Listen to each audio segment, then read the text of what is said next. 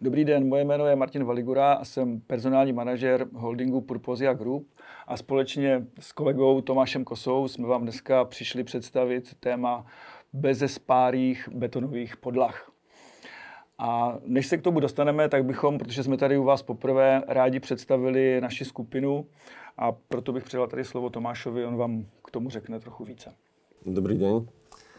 Tak ako zaznelo, moje meno je Tomáš Kosa, som riaditeľom medzinárodnej stavebnej skupiny HSF System. A na úvod skúsime vysvetliť, prečo tu sedíme kvôli téme bezšparových podlah, reprezentujúc spoločnosť Flooring. Je to v podstate rok, kedy sme sa rozhodli so spoločníkmi a akcionármi, že všetky spoločnosti, ktorých bolo v tom čase 27, združíme z dôvodu, tak povediac, upratovania vo firme pod jeden holding, ktorého názov je Purposia Group. Patrí do neho aj naša hlavná medzinárodná stavebná skupina HSF System, ktorá vykonáva generálne dodávky v rámci Slovenska, Českej republiky, kde má zastúpenia, ale teda aj v iných krajinách Európskej únie, aktuálne napríklad teraz aj v Slovinsku. No a jednou z týchto 27 spoločností v tom čase je aj firma Flooring, kde sme partnermi ešte s ďalšími dvomi kolegami a tá sa zaoberá práve betonážou priemyselných podlah a vonkajších CB krytov. Takže takýmto spôsobom v podstate tu sedíme a preto sa ja idem ako riaditeľ spoločnosti HSF System vyjadrovať k bezšparovým podlahám v rámci teda aj zastúpenia našeho celého holdingu Purposia Group. Takže první otázka zní, proč jsme vlastně vybrali to téma těch bezpárových podlah? To téma sme sa rozhodli vybrať kvôli tomu, že spoločnosť Flooring, hoci v rámci holdingu mladou spoločnosťou, tak v rámci progresu, ktorý v podstate je vidieť aj v rámci úspor tvorbe CO2 emisí, ako aj technologickému vybaveniu, prechádza v uplynulom období na rôzne patenty a nové technologické vybavenie, kde sú signifikantné tie príspevky akoby v rámci betonáže a toho progresu a vývoja betonáže podlah. K tomu sa v podstate dostaneme potom aj neskôr detailnejšie v tej prednáške alebo v tomto rozhovore. To znamená, že bavíme se o nějakém technickém pokroku a potom i nějakém technologickém. Takže je to o nějakém vybavení a potom i o nějaké jiné směsi. Tak jestli můžeš trošku třeba nejprve k těm strojům, které dneska v současnosti se moderně využívají k betonování. No, čo sa týka tých strojov, tak to je prvá teda téma celkovej tej prednášky, to je strojový park, kde sme si pre vás pripravili v zásade výhody, alebo teda vybavenie, technologické vybavenie spoločnosti Flooring, ktoré sme rozšírili týmto rokom. Medzi také najzásadnejší technologický stroj, ktorý máme, patrí určite tento, ktorý vidíme teraz na obrazovke. Je to Superflat Screed 6000, ktorý je od spoločnosti Top & Screed. A je to stroj, ktorý v zásade slúži na nielen rýchlejšie, ale určite aj kvalitnejšie zapracovanie betonovej zmesi. Stroj má výhody v zásade, že s jeho váhou a tak povedať s bytelnosťou a laserovým navádzaním je schopný splniť a plniť momentálne najdôležitejšie alebo najprísnejšie kritériá rovinatosti betónových podlah, na túto rovinatosť práve sú vkladané čím ďalej tým väčšie a väčšie nároky nielen z titulu užívania vozíkmi ako takými, zaskladňovacími, ale aj automatizovanými regálovými systémami. Můžu se zeptat, o jakou rovinatost se jedná, aby jsme měli představu, jak moc rovná ta podlaha musí být? Najčastejšie sa používa nemecká norma, ktorú si osvojila v podstate celá Európa, tak povediac, stredná a východná, s ktorou sa to zrovnáva. Sú to rovinatosti podľa tabulky DIN, v zásade požiadavky na rovinatosť priemyselných podlah, riadok 3-4. A tam sú samozrejme rozvinuté už potom detailne lokálne rovinatosti a celkové rovinatosti záberov a celkových úsekov.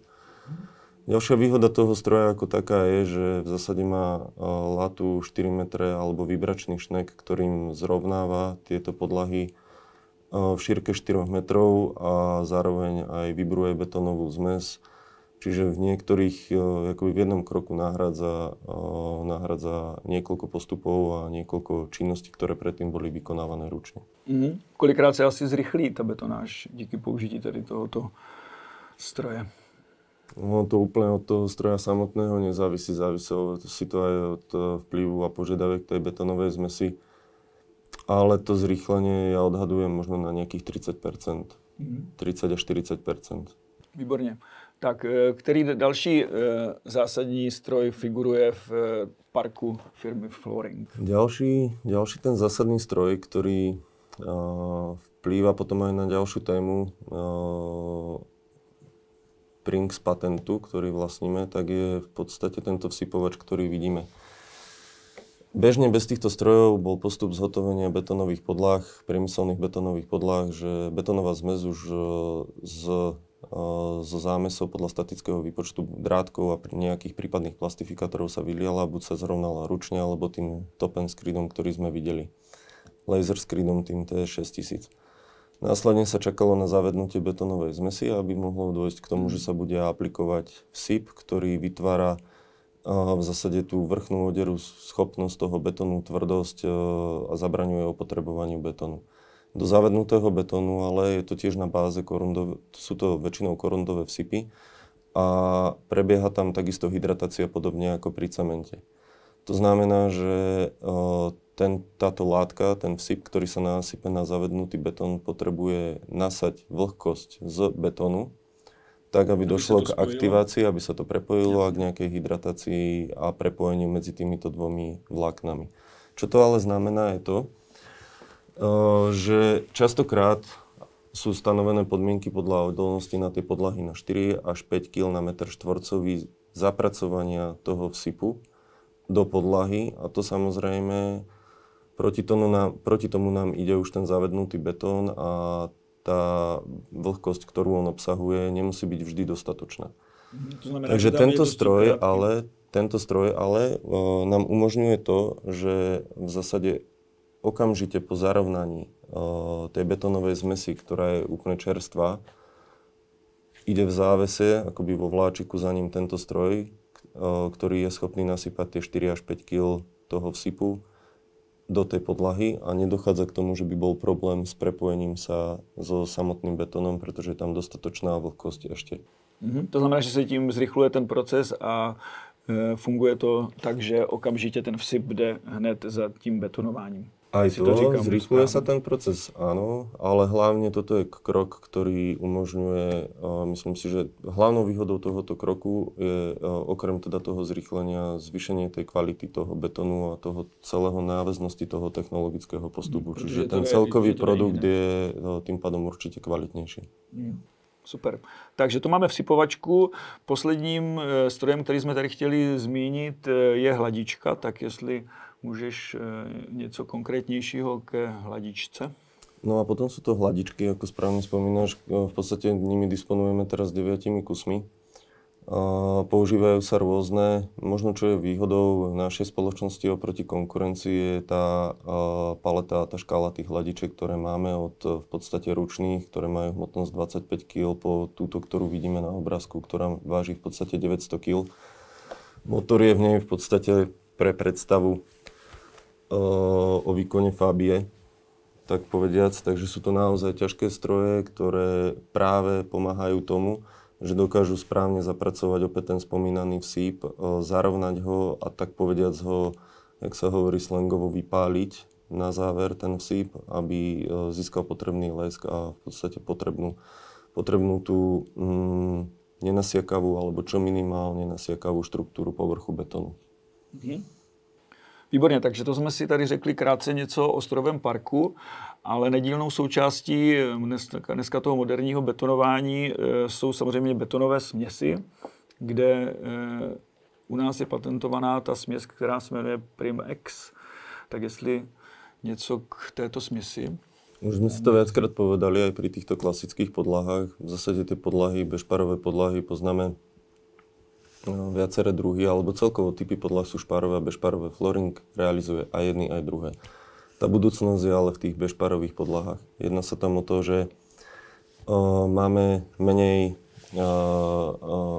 rezov na podlahe, menej špár, tým pádom tá podlaha je k prevádzke samotného objektu, daného logistu, výroby a tak ďalej komfortnejšia, dochádza k menšiemu upotrebovaniu koliesok.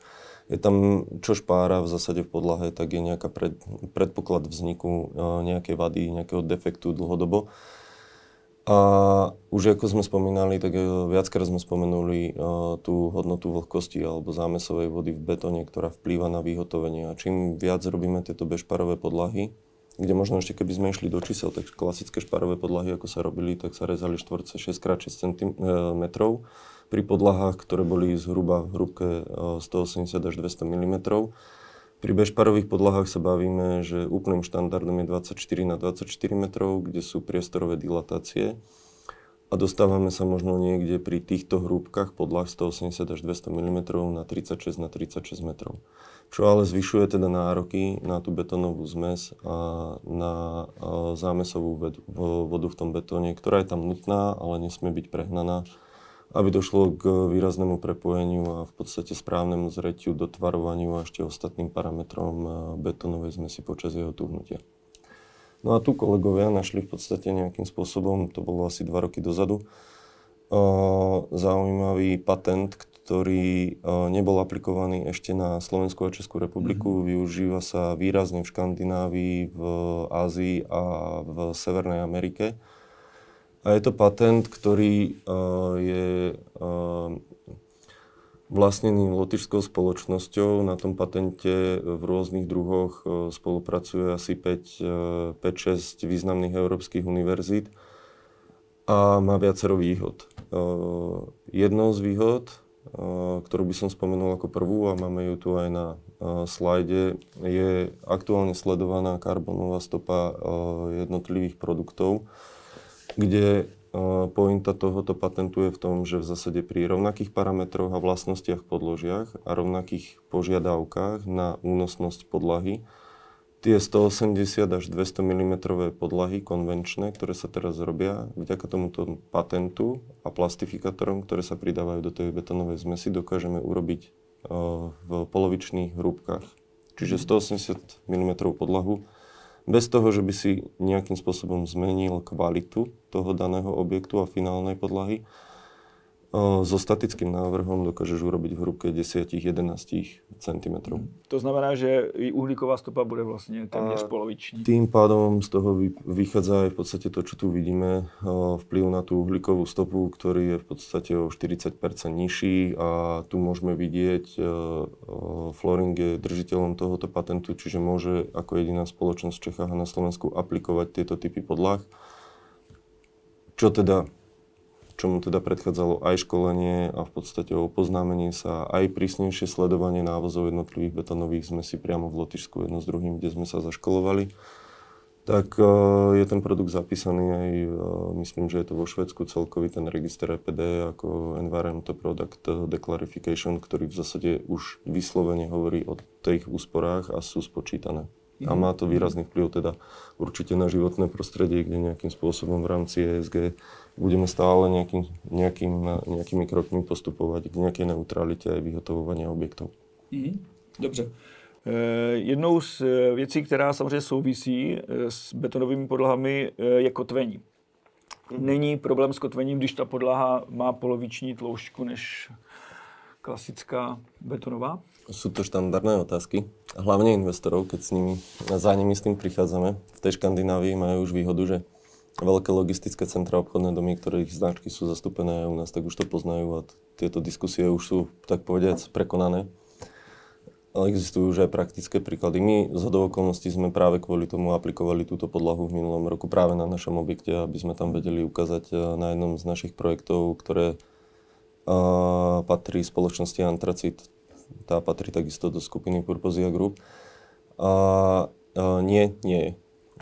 Dali si záležať na tom, je tam iný typ kotvenia, bežne sa regále kotvia buď chemickými alebo mechanickými kotvami. Tu nás sa v podstate regále skrutkujú a spoločnosť Prink si dala záležať na tom, že tento spôsob odskúšala na ťahové sily a na jednotlivé podmienky kotvenia regálov spolu so spoločnosťou Hilti a hovoríme minimálne o adekvátnej, ak nie lepšej náhrade. Sú to skrutkové spojenie, sú to klasické mechanické kotvy, ktoré sa moc nezlučujú s bežparovými podlahami, pretože tam sa častejšie využívali doteraz vždy iba chemické, nevytvárajú napätie ďalšie v podstate v tých podlahách, ktoré môže viesť k tých bežparových vzniku nejakých nežiadaných trhlín. No a tento spôsob je veľmi komfortný na kotvení, určite rýchlejší a aj cenovo menej nákladný. Dobře, tak kdybychom to měli shrnout a spojili bychom, ať už je to ten technický přístup moderní i ten technologický, tak jaké jsou největší výhody dneska moderní podlahy, kdybychom dali dohromady všechno? My sme sa ešte k tej zásadnej výhode tohoto patentu nedostali. Dostali sme sa akoby k tým nejakým sekundárnym výhodám, ako áno, určite veľmi dôležitá ESG, stopa karbonová. Zodpovedali sme si to, že ani to kotvenie pre toho nájomcu alebo pre toho klienta, užívateľa toho objektu nie je zhoršené. Ale zásadnou výhodou týchto podlah, a v čom my vidíme obrovský progres a ich potenciál je v tom, že práve šetria čas, zrýchľujú akoby ten technologický postup výstavby na tej danej stavbe.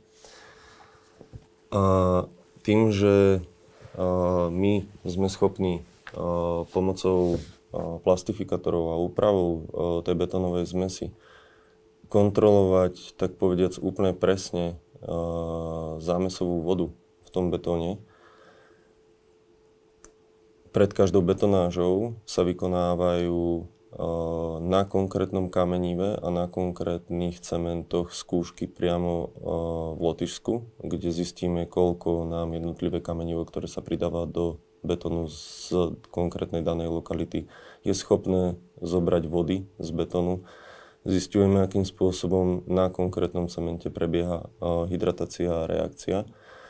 Tak sme schopní dosiahnuť to, že v zásade počas toho prvého mesiaca dotvarovanie toho betónu je také, že tá podlaha sa v zásade začne rozpínať. Nedochádza k tomu, že by sa zmrašťovala, klasicky ako poznáme pri dotvarovaní betónu.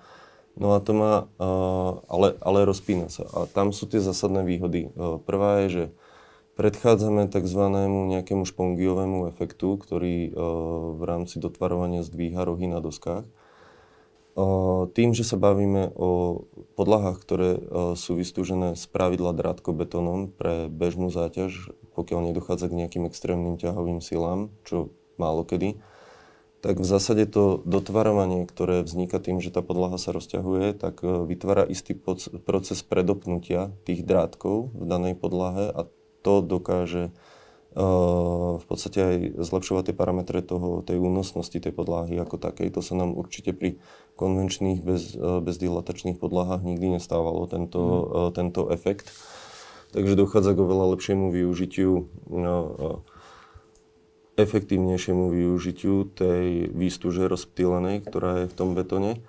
No a hlavne zapracovania tej plochy, tie metre štvorcové, ktoré sme si povedali, že dokážeme urobiť za deň, dajme tomu tých 2,5-3 tisíc metrov štvorcových pri konvenčnej podlahe, sú väčšinou ovplyvnené už kapacitami betonárok v danej lokalite a časom, ako tí ľudia sú schopní za tú smenu zapracovať tú betónovú zmes. Takže tu keď si povieme, že sme schopní ísť na polovičné hrúbky, tak tým pádom hovoríme o tom, že sme schopní aj o polovičný čas zabetonovať halu, ktorá je rovnakej výmery, pretože dokážeme urobiť polia, ktoré sú minimálne dvojnásobne väčšie, čiže 4 až 5 tisíc metrov štvorcových. A stále sa bavíme o tom, že tých 4 až 5 tisíc metrov štvorcových je kompletne bezdilatačná podlaha, bez nutnosti nejakého špárovania a tým pádom aj o to už samotným tým patentom znižujeme tú možnosť výskytu defektov na jednotlivých špárach. Zaznělo tady téma drátkobetonové podlahy, jestli můžeš v krátkosti, ne všichni třeba znají, říct, o jaký typ podlah se jedná. Ať se dostaneme trochu i do detailu. Drátkobeton je spôsob vystúženia betónovej zmesi. Využívali sa len do istého momentu klasická tyčová oceľ alebo siete na vystúženie podlah na zvýšenie ich únosnosti. A už roky v zásade funguje vystúžovanie drátkami. Od toho vznikol ten drátkobetón. V zásade sú to zastudená valcované drátky. Môžeme si ich predstaviť ako výstuž, ktorá je v dĺžke zhruba 6 cm a s pomerom štíhlosti od 0,8 do 0,1 mm. V zásade ten pomer štíhlosti sa nám stále nejakým spôsobom znižuje, čo potom prispieva, to už sú tzv. 3D, 4D, 5D drátky, ktoré nám potom prispievajú k tomu, že nie je to vždy úplne tak, aby to nebola dogma, ale čím lepší ten pomer štíhlosti pod 1, tak v zásade statika povie, že na vystúženie tejto drátkobetónovej podlahy vzhľadom na únosnosť a zaťaženie tej podlahy potrebujete použiť 20 kg drátkov na meter kubický toho betónu. Samozrejme, čím je ten pomer štíhlosti lepší, tak dochádza k lepšiemu rozptýlu, takže aj tam akoby. Čiže tá hustota, tá sieť, tá mreža, ktorá tam vzniká, tak je aktívnejšia a lepšie rozptýlená. Nie je to tak, že dáme 25-kilovú jednu tyč do kubíka a povieme si, že máme to vystúžené, ale takže to je ten princíp fungovania. Takže sa to tam často udává i v metrech, nejenom v kilech. Na objemovú jednotku alebo plošnú. Ano, přesně tak. Tak to bylo hodně teorie, ale my bychom si to měli ukázat i na nějakém praktickém příkladu, tak jestli můžeme zmínit poslední akci, která využívala obě dvě tyto technologie, prosím tě. Obidve nie, ale určite náplno využíva z titulu nejakých požiadaviek a charakteru akoby tej podlahy, čo očakáva klient, nebola možnosť využiť aktuálne tú patentovú technológiu. Ale využili sme určite kompletne zastúpenie tých strojov, ktoré sme si popísali, že v podstate v tom vláčiku nejakým spôsobom spolu kooperujú a sme schopní vytvoriť 2,5 až 4 tisíc m2 podlahy denne, podlahového záberu. Bavíme sa o ešte aktuálne bežiacej výstavbe pre našu spoločnosť HSF System ako generálnu dodávku v Zohore, kde sa nám podarilo so spoločnosťou Flooring dohodnúť, aby nám zrealizovala podlahu. A tu na tú stavbu vidíme z pohľadu betónov a tých podlah nejak tak plus minus. V číslach je to doba realizácie, ktorá prebiehala, alebo teda stále prebieha. Zastávaná plocha je 23 000 m2 a podlaha tam bola použitá hrubky 180 mm ale v tomto prípade bola dokonca požiadavka na rezanú podlahu 6x6 cm z titulu využitia toho objektu. Išlo tam kvôli tomu iba tých 10 kg drátkov na meter kubický, ale 4D typu. Ale samozrejme vidíme tam kompletne, akým spôsobom bolo to technické vybavenie alebo to strojné vybavenie tých jednotlivých strojov využité. A musím povedať, že určite aj z pohľadu vnímania samotných ľudí, ktorí zapracovávajú tú betónovú zmes, ono to nie je, keď človek pri nich stojí, jednoduchá robota. Častokrát je chladno alebo až príliš teplo a v zásade celý deň stojíte v tom betóne, tak je to dosť veľký rozdiel, keď tam máte stroj, ktorý efektívne dokáže zapracovať tú betónovú zmes s požiadavkami naturovín, na to nemusíte sa k tým miestam vracať.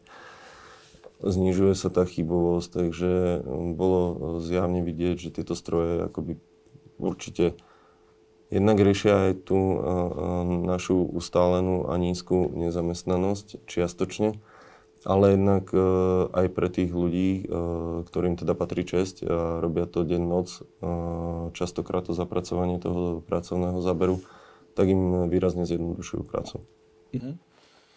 Na závěr bych se chtěl zeptat, kde vidíš budoucnost betonových podlah? Kam se to ubírá? Jaké to bude za dalších 20 let? Co myslíš? To uvidíme, no. Uvidíme. Zjavne už teraz môžeme potvrdiť to, že materiálovo-chemické inžinierstvo má určite výrazné, ak nie teda dominantné zastúpenie, čo sa týka postupu a vývoja betónových zmesí. Už to nie je len o tom, že potrebujeme štrk, cement a vodu, ako sme to možno kedysi vydávali. plastifikátory, rôzne urýchlovače a tá exaktnosť, ktorú nám tie technológie umožňujú na diagnostiku tých jednotlivých zložiek toho betónu a následne to využitie tých správnych zámesí ďalších do toho betónu, tak to si myslím, že to bude nejaký smer, ktorý sa určite bude postupom, alebo už teraz je v zásade dominantný a určite bude tú svoju dominanciu držať ešte dlhé obdobie. Tak jo, děkuji za vyčerpávající výklad. Ďakujem.